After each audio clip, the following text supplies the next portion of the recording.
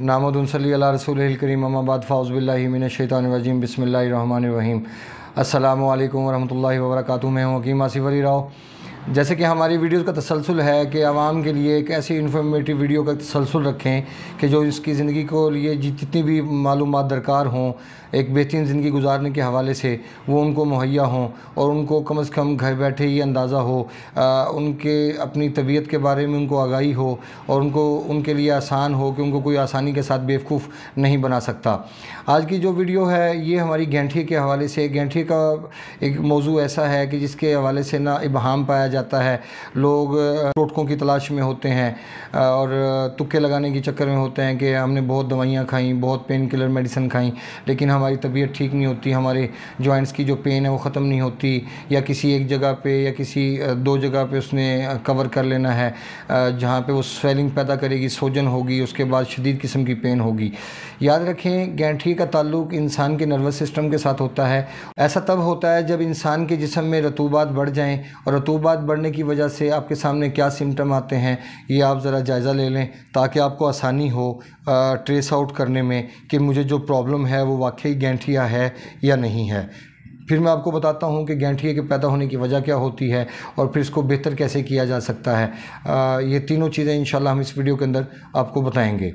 अब सबसे पहले तो ये समझ लें कि गैंठिया पैदा क्यों होता है। गैंठे के पैदा होने की वजह हमारे मुसलसल ठंडी चीज़ों का इस्तेमाल, या मुसलसल ठंड के अंदर रहना, या मुसलसल ठंडे पानी के अंदर हमारे रहने की वजह होती है, या हम ठंडे पानी का इस्तेमाल करते हैं, या मक्खन का इस्तेमाल ज़्यादा करते हैं, या केला जैसी चीज़ इस्तेमाल ज़्यादा की, या मिल्क शेक ज़्यादा पिया, या दूध का इस्तेमाल ज़्यादा किया, यानी मुसलसल ऐसी चीज़ों का इस्तेमाल किया। खुबानी है, केला है, सफ़ेद अनार है, गनेरियाँ हैं, गन्ने का रस है, उसके बाद शरबत संदल है, बजूरी है, मतलब बहुत सारी चीज़ें ऐसी हैं कि जो मुसलसल इस्तेमाल करने की वजह से, लस्सी है, देसी घी का इस्तेमाल भी ऐसी हालत में नहीं किया जा सकता क्योंकि इसमें रतूबात पहले ही ज़्यादा होती हैं। रतूबात के ज़्यादा होने की निशानी क्या होती है कि रतूबात बढ़ने की वजह से सबसे पहला जो काम होता है, आपका यूरिन का कलर कभी भी पीला नहीं होगा, लाइट येलो, हल्का येलो होगा, या बिल्कुल वाइट होगा, प्योर वाइट होकर ज़्यादा मिकदार में आएगा। कॉन्स्टिपेशन आपको बहुत कम होगी। अगर कॉन्स्टिपेशन होती भी है तो हरीर बहेड़ा या आंवले का मुरब्बा खाने से, या इसकी कोई पाउडर तैयार कर लिया जाए तो उसके खाने से वो कॉन्स्टिपेशन रफ़ा हो जाती है और दोबारा नहीं होती। इसको बेहतर करने के हवाले से हमें दो काम करना होंगे।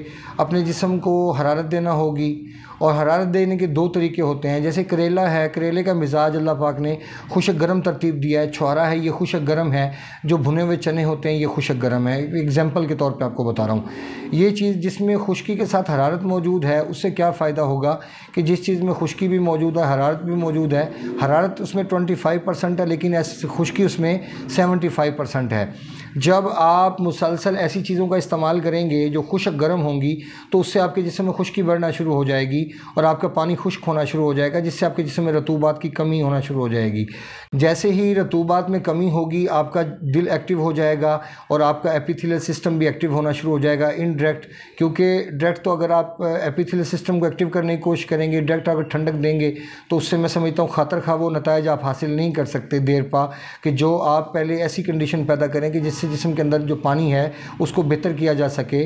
और इसमें दालचीनी और लौंग का कहवा इस्तेमाल करवाया जा सकता है। इसमें एक चीज़ और ध्यान में रखें कि अगर हम जमाल घोटा, इसके अंदर राई और इसके अंदर गंधक आंवला, अगर इन तीन चीज़ों को हम इसमें थोड़ा सा लेटी बना लें, या एक हम सरसों के तेल के अंदर गाढ़ा गाढ़ा सा एक मरहम टाइप बना लें, तो इसको हम अगर लेप कर देते हैं उन जगह पे जहाँ पे हमें गैंठी की वजह से हमारे स्वेलिंग के मसाइल पैदा हो रहे हैं या हमें पेन बहुत ज़्यादा है, इसके लेप करने से वहाँ पे खातर खा तब्दीली पैदा होगी। उसकी वजह ये है कि इसका जो मिजाज है ये हरारत में है, और जब भी हरारत मिलेगी तो ठंडक में ऑटोमेटिक कमी वाक़या होना शुरू हो जाएगी।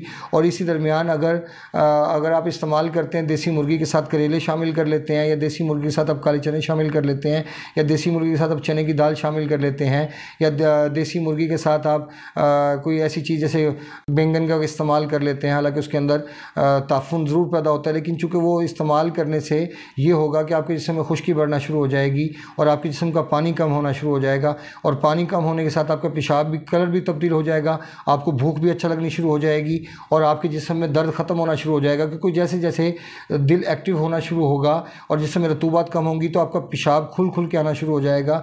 जब पेशाब खुल के आना शुरू होगा तो आपका जो जिस्म में ठंडक है वो टूटना शुरू हो जाएगी, और इसके साथ ही आपके पाँव की जो स्वेलिंग है या आपके जो जॉइंट्स के अंदर जो सोजिश आ गई है और वो स्वेल कर गए हैं वो ऑटोमेटिक ख़त्म होती चली जाएंगी। बनिस्बत इसके कि आप ठंडी चीज़ का इस्तेमाल करें और ठंडी चीज़ दे के और उसको पेशाब लाने की कोशिश करें, ये ख़तरनाक अमल होगा क्योंकि इससे आपके जो नर्वस सिस्टम है उसको नुकसान पहुंचने का खदशा है। क्योंकि गठिए का ताल्लुक़ पहले ही नर्वस सिस्टम के साथ है, रतूबात की ज़्यादती की वजह से बनता है, पैदा होता है, और जब गठिए को आप ठंडक देंगे तो उससे आपको और ज़्यादा नुकसानात का सामना करना पड़ेगा। ऐसी हालत में हमेशा गर्म पानी से नहाना और गर्म पानी पीना, बल्कि गर्म पानी की जगह अगर दालचीनी और लौंग का कहवा मुसलसल इस्तेमाल किया जाए तो बहुत बेहतरीन नताइज का हामिल होता है। ऐसे पेशेंट को ठंड से दूर रहना चाहिए और ठंडे पानी में हाथ मारने से बचना चाहिए। यहाँ तक कि उसने मुँह हाथ धोना है या वज़ू करना है तो वो भी गर्म पानी से करे। तो ये एक वीडियो थी हमारी गठिए के हवाले से, जिसमें हमने, मेरा ख्याल है कि कोई ऐसी चीज़ नहीं छोड़ी है कि जो तिश्ना रह गया हो मौजू। अगर फिर भी कोई हमारा दोस्त समझता है कि इसमें कुछ ऐसे मामला थे, कुछ ऐसी चीज़ें थीं कि जो मैं नहीं कह पाया या नहीं बता पाया, तो वो कमेंट सेक्शन में अपनी राय से ज़रूर आगाह कर सकते हैं। अपने दोस्त सहबाब का बहुत सारा ख्याल रखें। मिलते हैं इंशाल्लाह मज़ीद इन्फॉर्मेटिव वीडियो के साथ। हमारे चैनल को सब्सक्राइब करें, बेल आइकन को प्रेस करें और कमेंट सेक्शन में अपनी राय से ज़रूर आगाह करें।